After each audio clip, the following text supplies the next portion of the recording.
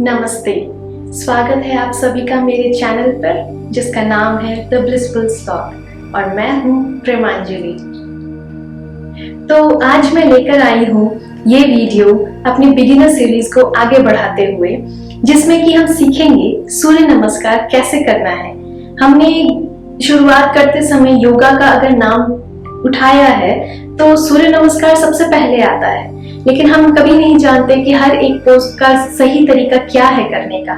तो आज मैं आप सभी को हर एक स्टेप, जो 12 स्टेप्स, जो 12 स्टेप्स हैं सूर्य नमस्कार के, उन सभी को एक एक करके उनका सही तरीका आज मैं सिखाऊंगी। और आपको मैं बता दूं, ये वीडियो पूरी तरह से हिंदी में रहेगा। तो बिना देरी किए हुए शुरू करते हैं।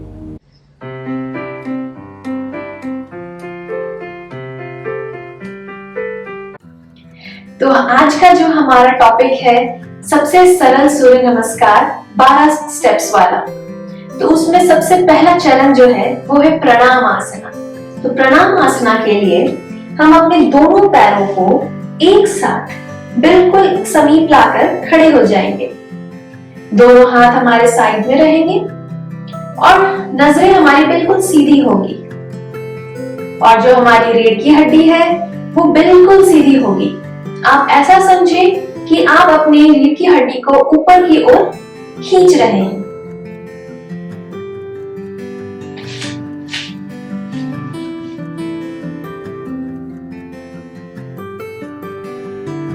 आप चाहें तो यहां हाथ जोड़ सकते हैं और यहीं पर कुछ पल आप सांस लेने और छोड़ने की प्रैक्टिस कर सकते हैं। जैसे मैं अभी आपको बता रही हूं, बिल्कुल सीधे रहें और सांस भीतर लें, सांस बाहर छोड़ें, एक बार और सांस भीतर लें और सांस बाहर छोड़ें।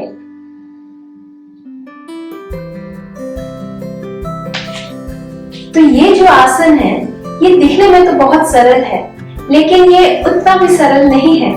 जब आप ये करेंगे तो आपको महसूस होगा कि जब आप ये दोनों पैर साथ में रखते हैं तो वजन को बराबर तरीके से बैलेंस करना बहुत मुश्किल होता है। सो ये भी एक प्रैक्टिस करने की चीज है, इसे हल्के में ना लें। सूर्य नमस्कार में आगे बढ़ते हुए ये हमारा दूसरा चरण है, जिसका नाम है हस्त उत्तान आसना। इसके लिए भी आप दोनों पैरों को साथ में रखें और बिल्कुल सीधे खड़े हो, जैसे आप प्राणायाम आसना में खड़े थे। हाथों को ऊपर ले जाएं और जब आपके हाथ बिल्कुल कान के बराबर में होंगे, तभी आप ऐसा महसूस करें कि आप अपने शरीर को ऊपर की ओर खींच रहे हैं, बिल्कुल पैरों से लेके ऊपर रीढ़ की हड्डी से हाथों तक।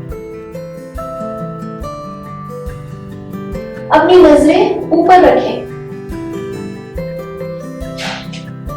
जब यहाँ पे आप थोड़े स्थिर हो जाएं, तभी सांस भीतर लेते हुए पीछे की ओर झुकें।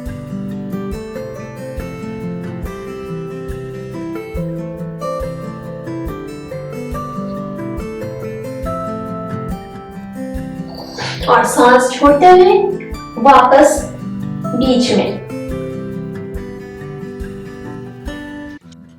तो यहाँ आपको एक बात यहाँ ध्यान देने की है कि यहाँ पर आपको वजन इस पार्ट पे, अपने कमर पे महसूस होगा। इस पार्ट में आप अपने आप को चोटिल या जख्मी ना करें। इसका एक तरीका है कि आप दीवार का सपोर्ट लें। दीवार का सहायता लेने के लिए आप कुछ इस प्रकार कर सकते हैं कि आप दीवार से अपने हाथ की दूरी पे इस तरह से नाप कर खड़े हो जाएं और आगे देखें, प्रणाम आसना की तरह बिल्कुल पैरों को जोड़कर रीढ़ की हड्डी सीधी रखें। सांस भीतर लेते हुए बाजुओं को कान के बराबर लेकर आए और यहाँ सांस छोड़ें। अब सांस लेते हुए धीरे धीरे पीछे झुकें। अपनी गर्दन पहले आप ऊपर ले जा सकते हैं और नजरों को बिल्कुल आसमान के ऊपर देखते रहें। सांस भीतर लेते हुए पीछे झुके। और यहाँ पर आप दीवार की सहायता ले सकते हैं।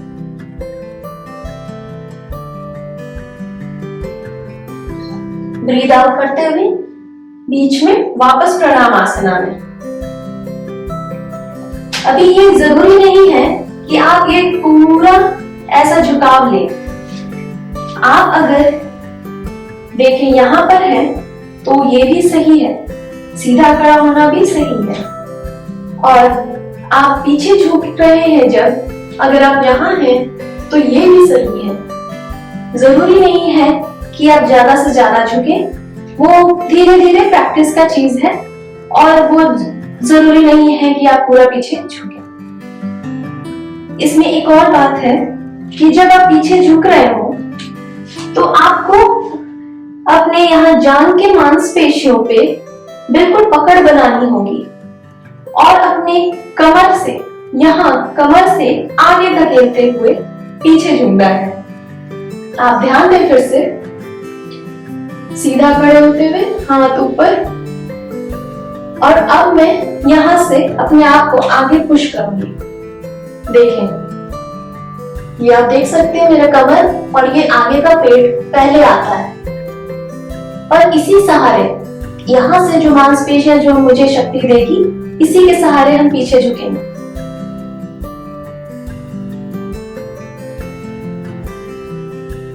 सांस छोड़ते हुए वापस एक आखिरी बार।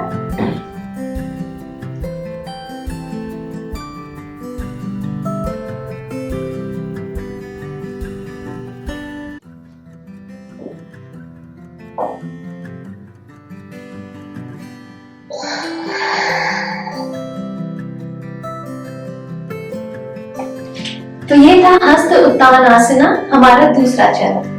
अब हम आते हैं अपने तीसरे चरण पे, जिसका नाम है पद हस्तासना। इसके लिए हम फिर से दोनों पैरों को साथ में जोड़कर रखेंगे, बिल्कुल सीधे खड़े होंगे, हमारी रीढ़ की हड्डी सीधी रहेगी। सांस भीतर लेते हुए बाजुओं को ऊपर उठाएंगे कान के बराबर, और बिल्कुल आसमान की ओर अपने आप को खींचेंगे ऊपर। सांस लेते हुए आगे की ओर झुकेंगे। यहाँ सांस छोड़ सकते हैं और हाथों को अपने पैरों के बराबर लेकर आए।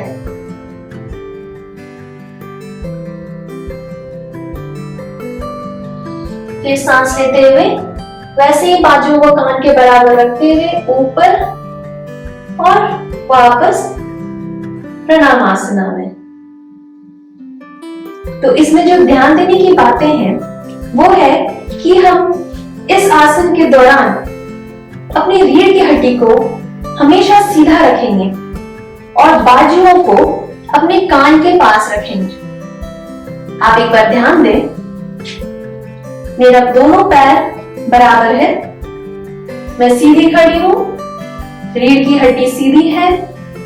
सांस भीतर लेते हुए बाजुओं को कान के बराबर लेकर आएंगे और नजरें सीधी होंगी।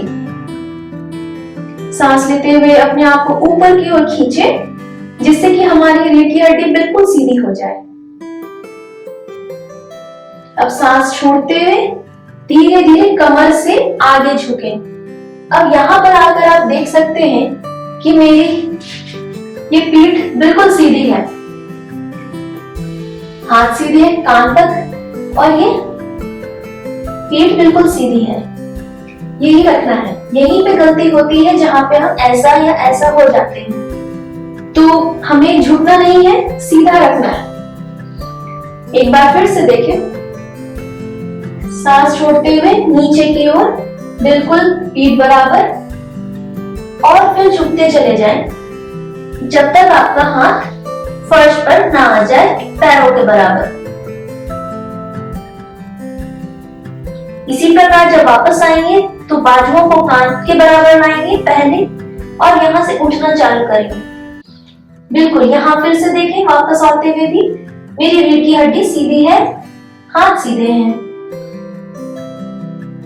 ऐसी ही रीढ़ की हड्डी सीधी रखते हुए फिर यहाँ पे एक बार सांस लेंगे और अपने आप को ऊपर की ओर खींचेंगे और सांस छोड़ते हुए प्रणामासना। अब जब आप यहाँ शुरुआत कर रहे हैं, बिल्कुल नए हैं, तो यहाँ पे जो मुश्किल आएगी वो है कि आप फर्श को छू नहीं पाएंगे। आपको बिल्कुल घबराने की जरूरत नहीं है और निराश होने की जरूरत नहीं है। आप क्या करें, जब आप सांस लेते हैं सीधे जाते हैं और आप जब झुकना चालू करते हैं तो आप यहीं पे ये आपका हड्डी घुमाव आ जाता है यहाँ पर, है ना। और मान लीजिए आप सीधी रख भी ले, फिर आप जब नीचे जाएंगे तो आप यहीं पर रह जाएंगे। इससे आगे आप नहीं झुक पा रहे हैं तो चिंता करने की बिल्कुल बात नहीं है, आप यहीं पर रहें। आपकी लिमिट अगर यहाँ तक है तो अपनी सीमा को थोड़ा आगे धकेलें और कोशिश करें नीचे की ओर और झुकने की। और इस दौरान आप ध्यान रखें कि आपकी रीढ़ की हड्डी में घुमाव न आए। हम ये वाला वर्जन एक बार देखते हैं। जब आप हाथ ऊपर ले जाते हैं, आप यहाँ तक तो सीधे रह पाएंगे, आपको यहाँ तक कोई दिक्कत नहीं आएगी। जब नीचे जाने की बात आएगी तब यहाँ से आपका घुमाव आना चालू करेगा। तो झुकाव नहीं लाना है, रीढ़ की हड्डी सीधी ही रखें, पैरों को बिल्कुल जमा कर रखें, अपने घुटनों को बिल्कुल साथ में, और अपनी शक्ति यहाँ से अपने जांघों की मांसपेशियों से महसूस करें। जब आप इनको बिल्कुल इंगेज करते हैं तो आपको यहाँ से शक्ति मिलती है बैलेंस बनाने की, तो पूरा प्रेशर कमर पे नहीं आता है। एक बार देखते हैं फिर से। जब आप यहाँ तक जाते हैं, यहाँ तक आप सही रहेंगे। यहाँ से झुकने में आपको दिक्कत आएगी, आप यहीं पर रहें, कोई दिक्कत नहीं है। आप चाहें तो हाथ को पैरों पे रख के सपोर्ट ले सकते हैं ताकि आपकी रीढ़ की हड्डी सीधी हो सके। ऐसे आप देख सकते हैं, आप इतना बिल्कुल कर सकते हैं, हर कोई इतना जरूर कर सकता है। और इसी में आप धीरे धीरे धीरे अपने छाती को जमीन की ओर धकेलते हुए कोशिश करें कि आपके यहाँ की जो मांसपेशियां जो सख्त हैं, जो आपको रोक रही हैं नीचे झुकने से, उनका आप अभ्यास करें।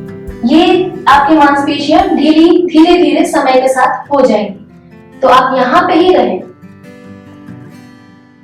बिल्कुल सही है ये।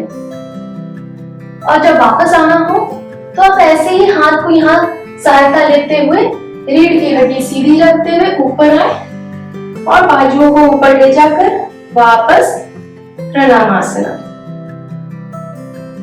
तो मैं दोनों वर्जन एक एक बार आपको करके दिखाती हूँ। पैरों को बराबर रखेंगे, सांस लेते हुए बाजू ऊपर, बिल्कुल अपने आप को खींचकर, सांस छोड़ते हुए नीचे, रीढ़ की हड्डी सीधी।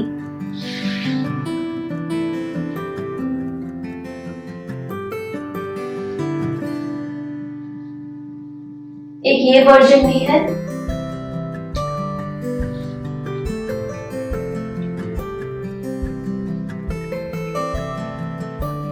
दूसरा जो सरल वर्जन है,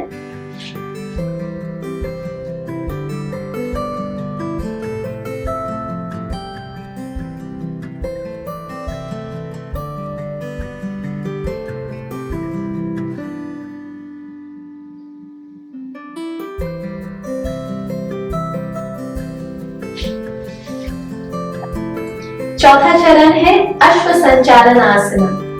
इसके लिए पाद हस्तासना में रहेंगे, जो हमारा तीसरा चरण था। जब हमारे हाथ पैर के बराबर होंगे तभी बिल्कुल अपने हाथों को जमीन पर अच्छे से जमा लें और अपने दाहिने पैर को पीछे ले जाएं और अपना बायां पैर बिल्कुल 90 डिग्री पे ऐसा झुकाव लेकर आए। अब यहाँ पे आगे रखें अपनी दृष्टि। आप देख सकते हैं पीछे का पैर बिल्कुल सीधा है और उंगलियों पे टिका है। आगे का जो बायां पैर है वो ऐसे 90 डिग्री पर मौजूद है। हमें क्या करना है, अपने हाथों को पैर के बराबर रखना है, दृष्टि आगे रखनी है और जो रीढ़ की हड्डी है उसको सीधा रखना है। तो रीढ़ की हड्डी सीधी तभी हो पाएगी जब आपका हाथ बिल्कुल सही ऊंचाई पर हो। अगर ऊंचा करना है तो आप यहाँ ब्लॉक ले सकते हैं या फिर उंगलियों को ऐसा मोड़ सकते हैं और नीचे से नीचे जाते जाएं। लेकिन अपनी ये पीछे के पैर के घुटने को नीचे नहीं रखें। तो ये है हमारा अश्व संचालन आसना।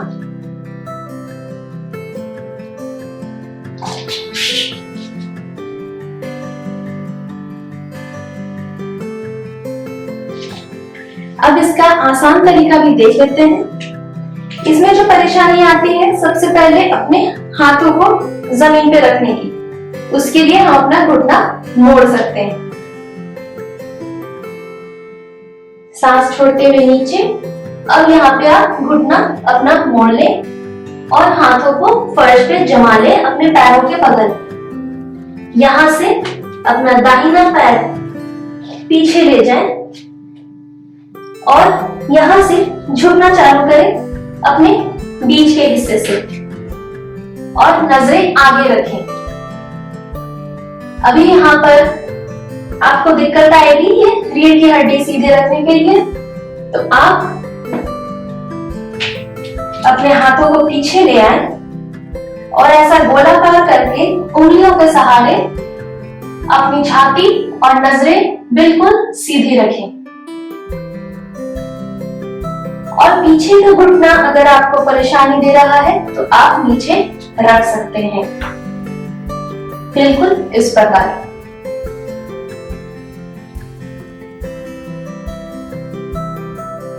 ये है हमारा सरल तरीका अश्व संचालन आसना का।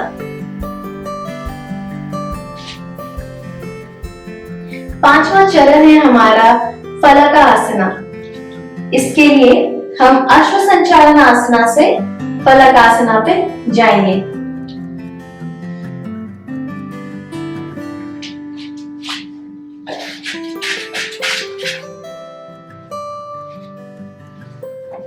ये था हमारा अश्व संचालासना चौथा चरण। अब यहाँ से पांचवें चरण फलक आसना के लिए हाथों को बिल्कुल जमीन पे जमा ले और अपना बायां पैर भी पीछे ले जाए अपने दाहिने पैर के साथ। यहाँ पर भी हम दोनों पैरों की उंगलियों को साथ में रखेंगे। हाथों को, ये जो कलाई है, हम इसे कंधे के बिल्कुल सीधे में रखेंगे। पैर बराबर, दोनों हाथ हमारे छाती के बराबर, कंधे के नीचे और जो रीढ़ की हड्डी है वो बिल्कुल सीधी होगी। नजरें थोड़ी सी झुकी हुई फर्श की ओर। आप देख सकते हैं कि एक सीधी लाइन में है। ये हो गया हमारा फलक आसना। अब इसमें जो परेशानी आएगी वो है कि आप इतनी देर तक इसे पकड़ के नहीं रख पाएंगे इस आसन को। तो इसमें कोई दिक्कत नहीं है, आप अपने पैरों को, घुटनों को नीचे रख सकते हैं, बिल्कुल इस तरीके से। यह है फलक आसना और इसका आसान तरीका है कि आप घुटने नीचे टिका लें, लेकिन आपकी रीढ़ की हड्डी सीधी होगी। दोनों हाथ छाती के बराबर, कलाई कंधे के नीचे, बिल्कुल इस प्रकार। दोनों पैर साथ में और नजरें थोड़ी सी झुकी हुई फर्श की ओर।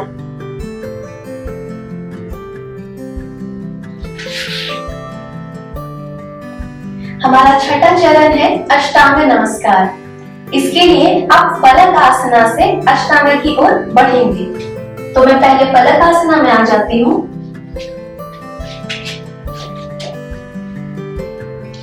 अब इस आसन के लिए आप पहले घुटने नीचे रखें फिर अपनी छाती और अपनी ठुड्डी।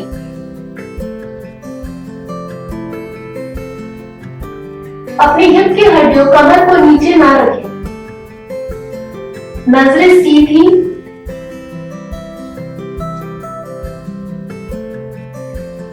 और हाथ छाती के बराबर।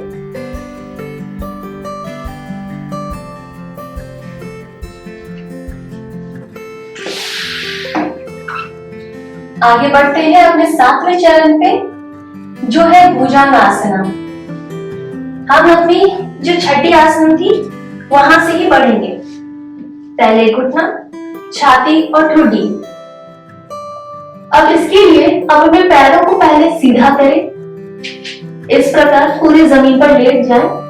दोनों पैर बराबर होंगे और हाथ छाती के बराबर होंगे। अब यहां से अपने हाथ के सहारे ऊपर उठना चालू करें, नजरें बिल्कुल सीधी, हाथों को जमीन पर धकेलें और ये जो आपकी कोहनी है इसको बाहर ना आने दें। इसको बिल्कुल अपने छाती की ओर धकेलते हुए ऊपर उठें। आप सामने देखते रहें। हाथ सीधे करने की जरूरत नहीं है, हाथ ऐसे झुकी रहेंगी, लेकिन जो हमारी कलाई है वो जमीन पर बिल्कुल अच्छे से टिकी होनी चाहिए। अपनी कोहनी को अंदर खींचते रहें बार बार जब भी ये बाहर जाने की कोशिश करें। ये हो गया हमारा भुजंगासना। 8वां चरण है हमारा पर्वतासना। इसके लिए हम भुजंगासना से पर्वतासना में जाएंगे।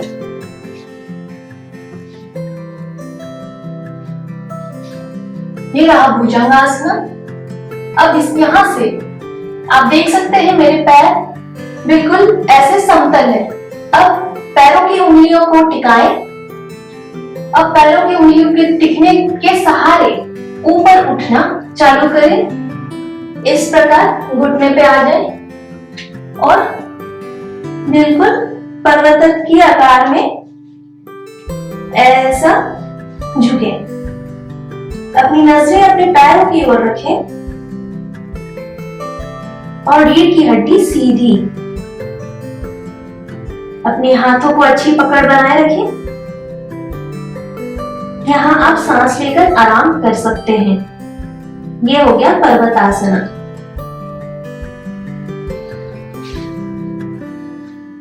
आप इसमें कोशिश करें कि अपनी रीढ़ की हड्डी को बार बार फर्श की ओर धकेलते रहें।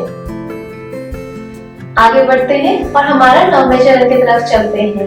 ये है अश्वसंचालनासना। इस बार हम अपने बाहिने पैर पे काम करेंगे। इसके लिए पहले पर्वतासना में आ जाते हैं और अपने दाहिने पैर को अपने हाथों को बीच में लेकर आए। आपको दिक्कत होती है तो आप घुटना नीचे रख सकते हैं, वरना ये है अश्वसंचालनासना दूसरी ओर के लिए। अब यहां से ही हम पादहस्तानासना में आएंगे, जो हमारा 10वां चरण है। इसके लिए पीछे के पैर को, जो आपका बाहिना पैर है, उसको धकेलकर आगे लेकर आए, बिल्कुल दाहिने पैर के बराबर, हाथ बराबर। यहाँ पे आप अपना घुटना मोड़ सकते हैं। अब जब ऊपर आए तो घुटने को पहले सीधी कर दें। सांस लेते हुए रीढ़ की हड्डी सीधी, ऊपर और पीछे झुकना चालू करें। ये हो गया हमारा 11वां चरण, हस्तोत्तानासना। वापस आए 12वें चरण, आखिरी चरण पे, जो है प्रणामासना। तो ये था हमारा 12 स्टेप का शिवानंद स्टाइल सूर्य नमस्कार। अब मैं ये पूरा एक बराबर एक साथ करके आपको दिखाऊंगी, और इसके पहले आप ये सारे स्टेप्स को एक एक करके पॉज करके धीरे धीरे अपनी समझ से बिल्कुल आप समझ लें कि एक पोज को कैसे होल्ड करना है, हर एक आसन का सही तरीका क्या है। आप जल्दी ना करें कि मुझे जल्दी से सूर्य नमस्कार पूरा करना है, उसमें न मत रहिए। आपको आसन सही तरीके से करना है, तभी आपको फायदा होगा। तो मैं पूरा 12 स्टेप आपको एक बार करके दिखाती हूँ। मैट के एक छोर पे आ जाए, दोनों पैर बराबर। सबसे पहला प्रणामासना, दूसरा हस्त उत्तानासना,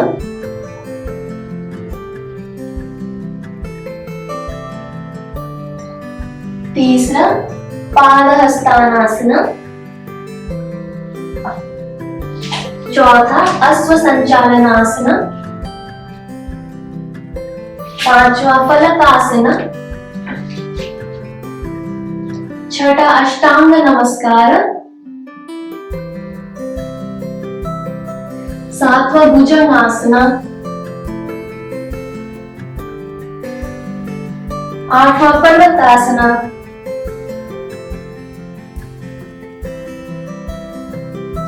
नौवां अश्व संचालनासना, 10वां पादहस्तासना, 11वां हस्त उत्तानासना और 12वां प्रणामासना।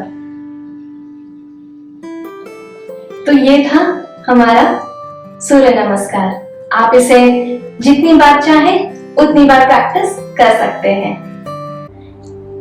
आप सभी एक एक आसन, एक एक चरण को धीरे धीरे वीडियो को पॉज करके एक एक करके अभ्यास कर लें, और तब जब आप अच्छे से समझ जाएं सभी आसन को, तब आप एक लड़ी में पूरे सूर्य नमस्कार को करके देखें। आप सूर्य नमस्कार मतलब 108 बार करने के लिए कहा जाता है, जो कि बहुत मुश्किल है। तो आप शुरू करें, 5 बार करें, कोशिश करें 5 बार हो सकता है। सूर्य नमस्कार के फायदे तो अनेकों हैं। आप इसकी तारीफ में मतलब शब्द कम पड़ जाएंगे। सूर्य नमस्कार कहा जाता है कि एक ऐसा व्यायाम है जो कि आप जब करते हैं तो आपको कुछ और करने की जरूरत नहीं पड़ती। आप बस सूर्य नमस्कार कर लें, सुबह उठ के 5 बार कर लें, जितनी भी आपकी क्षमता है, और आपका पूरा व्यायाम हो गया है और आपको चिंता करने की जरूरत नहीं है। अगर आप सभी आसन को, जो 12 आसन है, उन सभी को ध्यान पूर्वक एक एक करके सही तरीके से करते हैं, तो सूर्य नमस्कार आपकी मानसिक शक्ति और आपकी शारीरिक शक्ति दोनों पे काम करता है। क्योंकि मानसिक शक्ति आप पे ऐसे काम करती है जैसे आप जब दाहिना पैर पीछे ले जाते हैं और अगली बार आप भूल जाते हैं कि आपने कौन सा पैर पीछे ले गए थे, आपने सबसे पहले कौन सा पैर इस्तेमाल किया था। तो यहाँ पे आपका फोकस, ध्यान, एकाग्रता, ये सब काम आता है। इस तरह से आप अपना सूर्य नमस्कार डेली करें और मुझे कमेंट सेक्शन में लिखकर बताएं कि आपको कैसा लगा ये वीडियो। और आप प्रैक्टिस जब करते हैं, जब ये पूरा सूर्य नमस्कार अभ्यास करते हैं, तो आपको कैसा महसूस होता है, ये भी आप लिखकर हमें बताएं। नमस्ते।